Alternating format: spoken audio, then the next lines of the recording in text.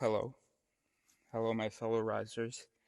So we've got like 13 minutes here, and I've got three topics we can try. The first one is rudeness.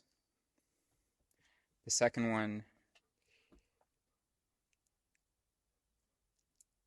is what it's like to talk to brains that don't know their brains, but are executing programs that you know aren't good, but are classic brain programs. And then the other thing that we're going to talk about is Sonia. Okay.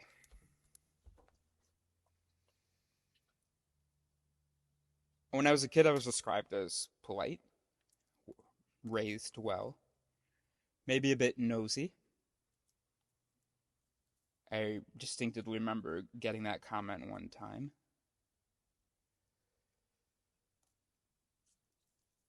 But politeness has always troubled me. Um, I'm able to be very polite with strangers when I'm a salesperson or a server.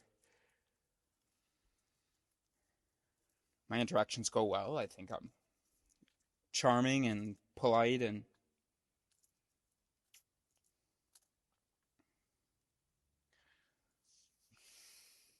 but I've always had a problem with politeness. Let's say one, because of how it can so easily be mistaken for goodness. And then two, because of how different it is from goodness. Often very polite people may be considered good, because that's just one of our interpretive mechanisms. Someone not violating social norms gets a thumbs up from our moral cortex. And then, on the other hand, there's a huge difference in a lot of situations between what the polite thing would be and what the moral thing would be. Often that'll involve honesty, where the moral thing will involve being honest, whereas honesty would violate a social norm. I think politeness is a cool way of showing people that you don't know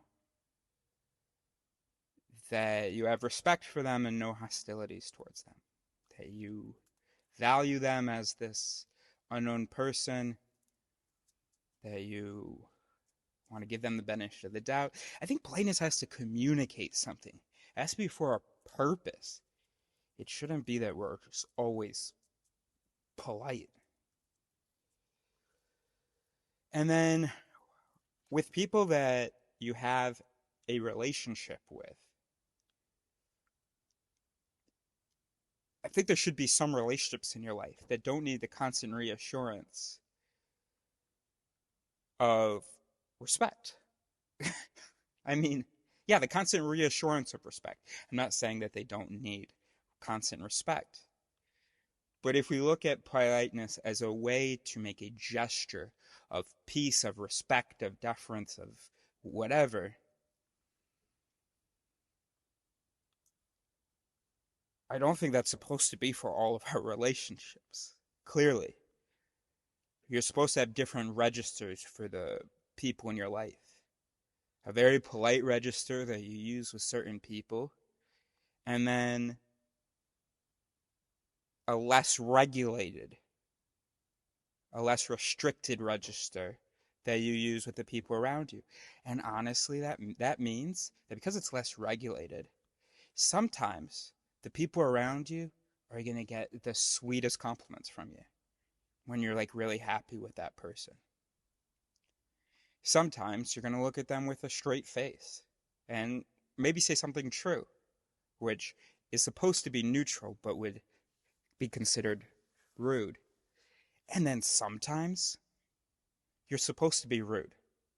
Sometimes, if you're upset with someone, you are supposed to speak to them in a way that you're not used to. When I say supposed to, I mean that that's what the brain does.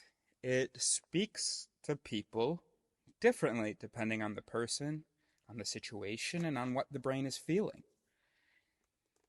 it was a it's a part of our evolution. It's a part of our society. We depend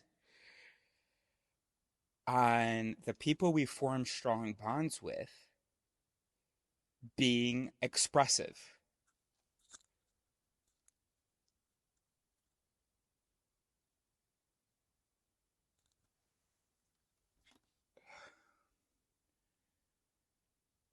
I just think we should normalize rudeness.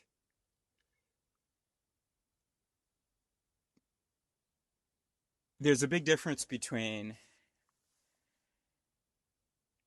someone who is rude, saying things that, by rude, I mean either violating social norms or saying things that hurt your feelings, regardless of their needs or the context. You should recognize those people. Oh, you're just rude. You just don't demonstrate respect ever. You don't have to be upset to make me feel bad. Okay. Then avoid those people. There's a difference between them. I mean, it's not binary. I guess it's a spectrum of people, maybe, or something. I don't know. You implement some policy in your relationship.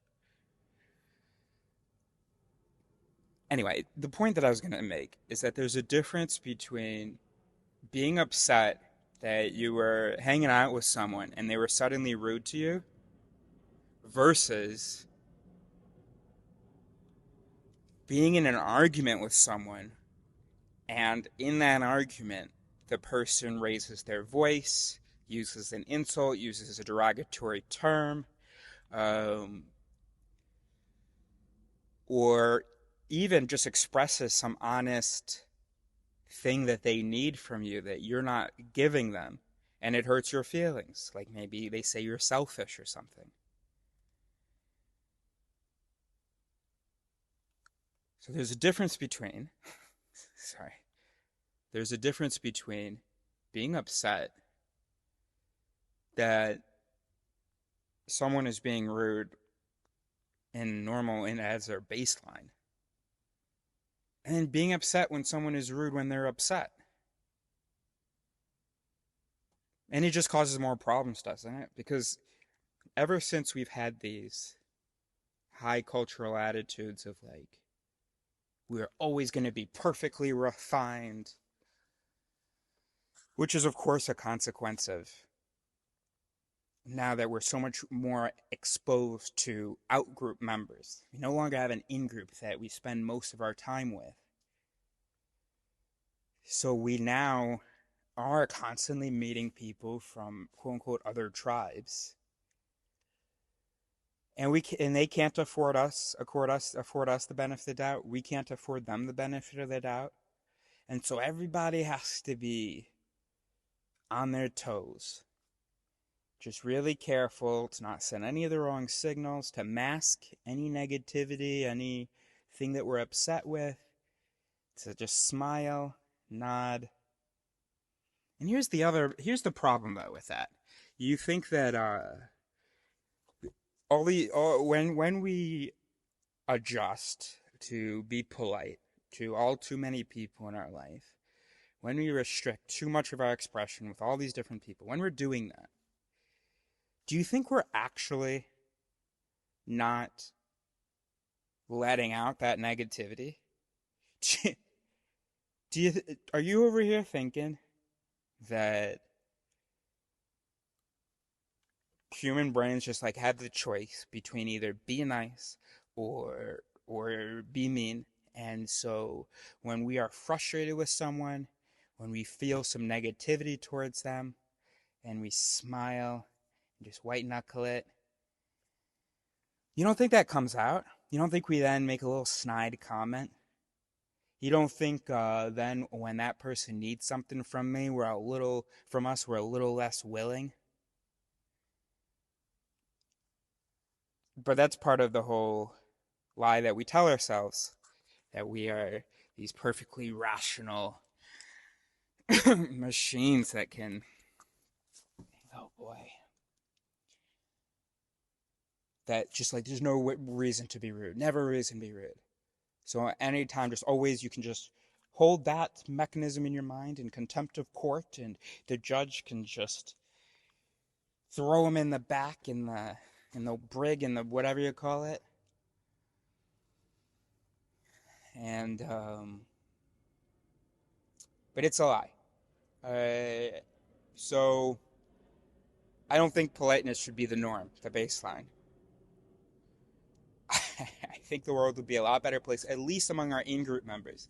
I get that we have to have this like cold, distant, robotic, polite, whatever with the people that we meet on the bus. Okay, we can work on that in the future by, I don't know, developing senses of community. So even when two strangers see each other, if they're on the same bus, they're in the same cities, they feel a relationship. I don't know how we'll do it, but until then, at least with your friends, at least with your partners, we need to be able to be ourselves, to be real.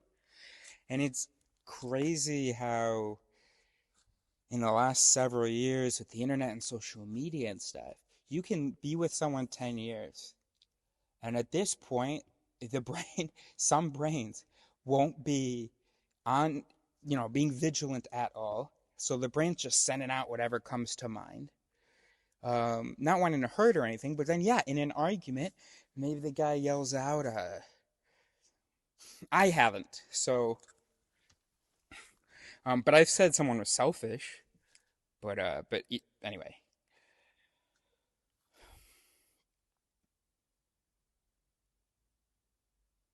But you know why I've never yelled at someone, called them a bitch? Well, my sister and my mom, maybe. My sister, definitely. Once, twice. Um, but it's because anything I say isn't going to get judged as though it happened in an argument between two people who had spent, you know, the last 2 weeks in constant contact, who have been together a year and a half, who feel really comfortable with each other, blah, blah, blah, who have a big effect on each other, blah, blah. No, you make one bad comment, that's going to be seen as though a stranger said that to another stranger. I don't believe it. There's never a reason to be rude. How could you be so rude? Oh my gosh, you said that to them?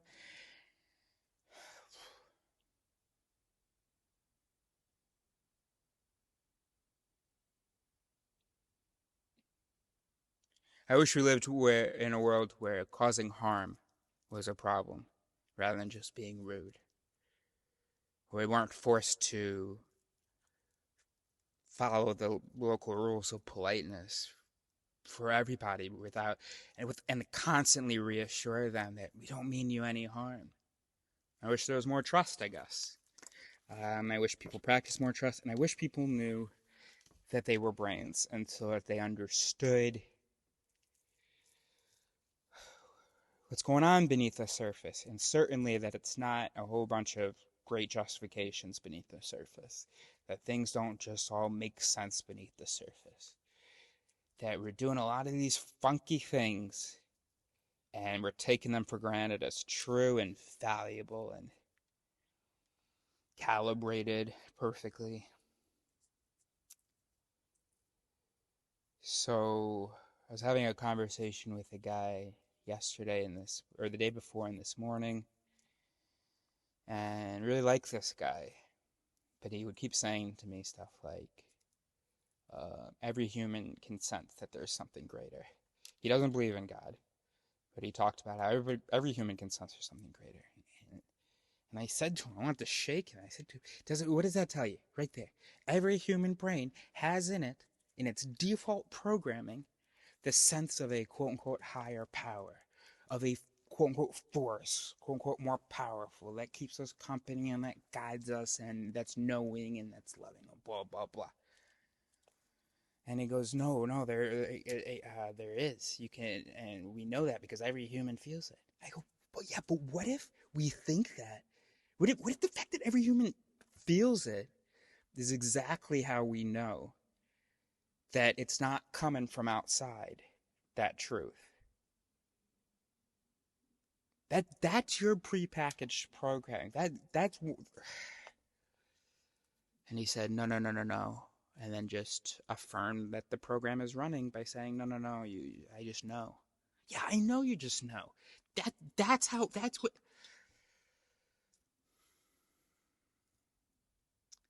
So I'm here on this island. I'm hoping that I'm gonna find Sonia, the woman who in Amsterdam, when I was interviewing people, said there were brains, and that a lot of people don't realize that. And gosh, I hope she's not gay or married. Hope she likes me. I mean, I think, I mean, look, she checked some important boxes for me. There's a whole lot of important boxes that I didn't get an opportunity to check. We only talked for about 5 minutes before I. That's the last thing I remember, I swear. And I woke up here on the island. Last thing I remember is 2 months ago meeting her in Amsterdam. And now here I am. Keeping my eye out for her as I drive.